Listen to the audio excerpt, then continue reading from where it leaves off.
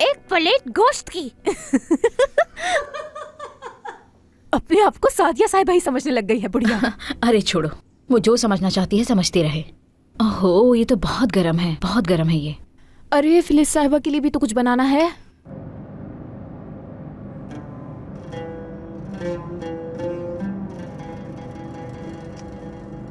Sadia please, क्या तुम पुरसुकून हो सकती हो? हम वही पुरानी जगह जा रहे हैं जहाँ तुम पहले भी जाती रही हो। करीम को दोबारा देखने का सोचकर ही मुझे कुछ होने लगता है जानान। शायद तुम्हारी मुलाकात ही ना हो पाए एक दूसरे से।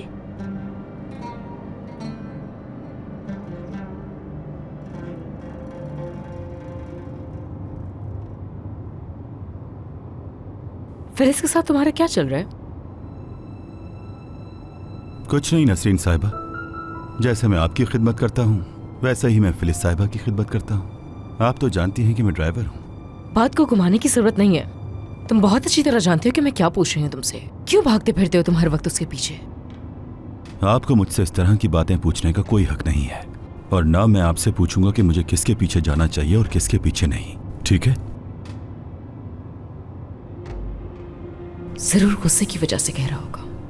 प्यार तो ये अब भी मुझसे ही करता है, सिर्फ अपनी अना में है ये इस वक्त।